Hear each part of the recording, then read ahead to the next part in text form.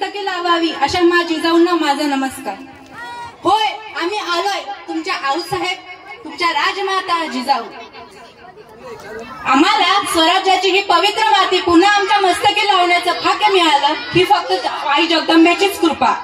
पण मराठ्यांनो, एक काळ असा होता की मराठी सैन्य हे मुघलांच्या आरमारात खितपत पडलेलं होतं. ज्यांना स्वातंत्र्याची गरज नव्हती ना परकीय सत्तेबद्दल चीड नव्हती. अशा परिस्थितीत आम्ही सिंदखेडच्या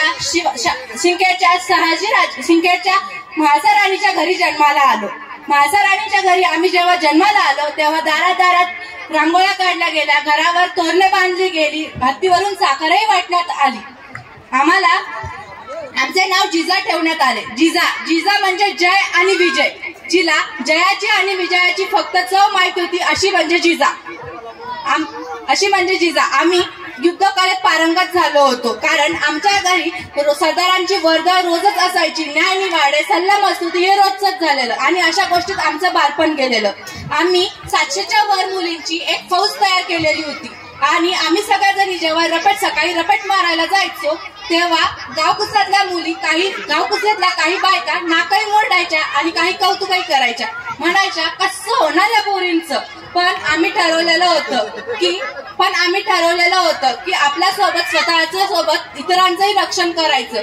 आम्हाला परकीय सत्तेबद्दल मुघलांबद्दल चीड होती, त्यामुळे आम्ही स्वराज्याचं स्वप्न बघितलं होतं. आमच्या स्वराज्याचं स्वप्न हे शहाजीराजांना माहित होतं. शहाजीराजांचं आणि आमचं लग्न झालं. आमच्या मनात स्वराज्याची पहाट उमलू लागली. आमच्या पोटात अंकुर वाढू लागला. आम्हाला डोहायला लागले आणि आमचे डोळे जरा वेगळेच होते. आम्हाला मेवा मिठाई यांचे डोळे नव्हते. आम्हाला डोळे लागले होते लढाया करण्याचे. चिलखत घालून, हातात भाला तलवारी घेऊन, धनुष्यबाण घेऊन लढाया करायच्या, मुघल सल्तनतीवर हल्ला करायच्या आम्हाला डोहायला लागले. आम्हाला एकूण 6 अपत्य झाली. पहिले संभाजीराजे, मधात 4 आणि नंतर शिवाजी महाराज. जेव्हा शहाजीराजे हे विजापूरच्या दरबारात सेनापती होते, त्यामुळे आमचे तिकडे येणे जाणे चालूच असायचे. दरबारात करमणुकीसाठी नृत्य, कला, नाटक याचे कार्यक्रम नेहमीच असायचे. अशाच एका कार्यक्रमासाठी शिवाजी महाराजांना संभाजी महाराजांनी विचारलं की बाईचा नाच बघायला याल का. पण शिवाजी ठरले मातृभक्त.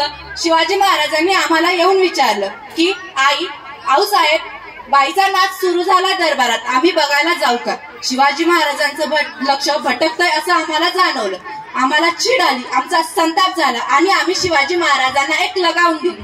म्हणालो की बाईला नाचवायचं नसतं तर बाईला वाचवायचं असतं, बाईला जगवायचं असतं, बाईचं संरक्षण करायचं असतं. शिवाजी महाराजांना आम्ही लहानपणापासूनच स्त्रियांना माता भगिनींप्रमाणे जपायचं शिक्षण दिलं होतं. त्यांना युद्धकलेत पारंगत केलं होतं. आमच्या शिवबाच्या काळात दारातली तुळस आणि घरातली स्त्री दोघी सुरक्षित होत्या. माझ्या शिवबाने संभाजीराजे हे अफजल खानाच्या कप्तामुळे मारले गेले, पण शेवटी तो अफजल खान माझ्या शिवबाच्या हाताने मारला गेला. माझ्या शिवबाने त्याच्या पोटात नागनख घातली आणि त्याच्या पोटातला कठळा बाहेर काढून टाकला. अशा प्रकारे आणि धामधुमीत माझ्या शिवबाचा राज्याभिषेक झाला. शेवटी आम्हाला जाणवायला लागलं, आम्ही थकायला लागलो, आमची तब्येत क्षीण व्हायला लागली.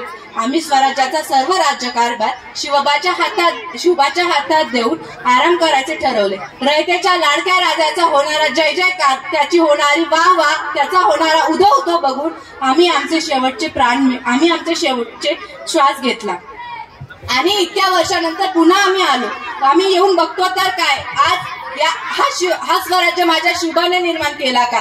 या स्वराज्यासाठी आम्ही आमचे प्राण पणाला लावले का, तर नाही. हा स्वराज्य काहीतरी वेगळाच आहे. इथे दर 78 मिनिटाने एका स्त्रीवर अत्याचार होतोय, दर 59 मिनिटाने एका स्त्रीवर बलात्कार होतो.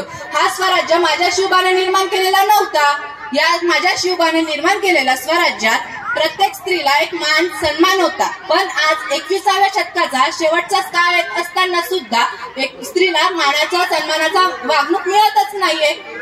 जर तुम्ही तुमच्या पुढच्या पिढीला तुम्ही माझी शिवबाची संभाजी महाराजांची जयंती एवढ्या उत्साहाने डीजेचे गाणे लावून करता, पण खरंच आम्हाला ही आदरांजली आहे का.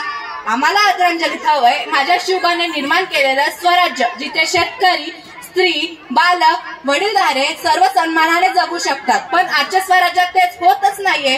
जर तुम्ही तुमच्या पुढच्या पिढीला स्वराज्य घडवण्याचे, स्वराज्य वडीलधाऱ्यांशी कसे वागायचे, काय वागायचे, स्त्रियांना मान सन्मान द्यायचा, प्रत्येक स्त्रीला माते समान, भगिनी समान वागवायचे जर शिक्षण दिले तर माझ्या शिवबाने निर्माण केलेलं स्वराज्य पुन्हा एकदा प्रस्थापित होईल. चला, खूप वेळ झालाय, आम्ही केव्हाचे येऊन थांबलोय, आता आम्हाला निघावं लागेल.